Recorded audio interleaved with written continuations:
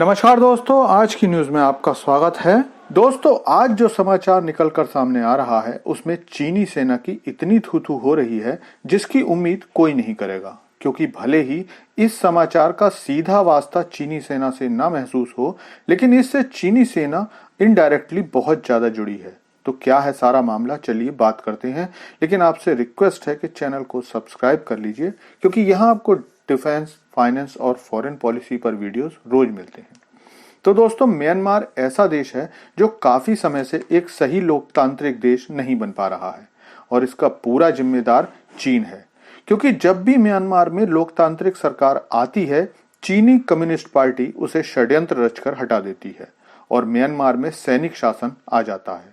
और आजकल भी म्यांमार में सैनिक शासन ही चल रहा है, जिसको चीनी सरकार का पूरा समर्थन है।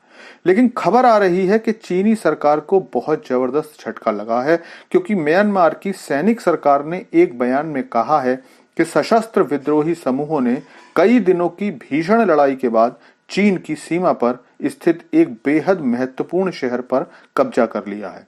इस एक बयान ने म्यांमार की सेना की तो पोल खोल ही दी है, साथ ही चीनी सेना को भी बहुत बड़ा झटका दिया है। क्योंकि ये शहर केवल म्यांमार के लिए ही इम्पोर्टेंट नहीं है, बल्कि चीन के लिए भी इस शहर की अहमियत उतनी ही है जितनी कि म्यांमार के लिए। ये हार म्यांमार के सैनिक शासन के लिए इसलिए भी शर्मनाक है, क्योंकि 2021 में जब से सैन्य जनरलों ने एक लोकतांत्रिक सरकार को हटाकर सत्ता पर कब्जा किया था, तब से सैन्य जनरल अपनी सत्ता बचाने के लिए संघर्ष कर रहे हैं। दरअसल चीन के यूनान स्टेट से लगा एक शहर है चिनशुआब। ये शहर चीन और म्यांमार के बीच व्यापार का प्रमुख प्रवाह केंद्र है। चीन से म्यांमार के बीच लगभग 1.8 बिलियन का सीमा व्यापार होता है, जिसका 30% अप्रैल से सितंबर के बीच चिनशुआब से होकर गुजरता था। लेकिन चीन की तरफ से म्यांमार आने के लिए जिस पुल का इस्तेमाल होता था, उसे विद्रोही गुटों ने ध्वस्त कर दिया है। National democratic alliance army NDAA इस शहर को काफी समय से अपने कब्जे में लेने की कोशिश कर रहा था।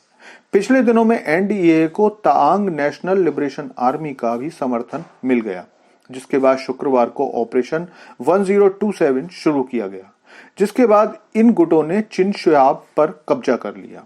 इस लड़ाई में 100 से ज्यादा म्यांमार सैनिक मारे गए, लेकिन चीन के लिए इस शहर की अहमियत इस बात से समझी जा सकती है कि शहर पर विद्रोही गुटों के कब्जे के बाद खुद चीनी सरकार ने इस विद्रोही गुटों से सीज फायर की रिक्वेस्ट की है।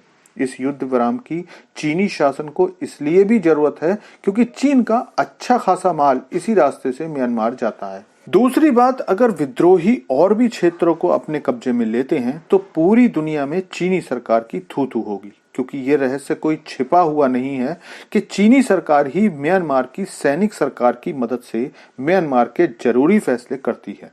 और ऐसा होने के बाद चीन की जो रेपुटेशन मार्केट में बनी हुई है, वो बिल्कुल धूमिल हो जाएगी।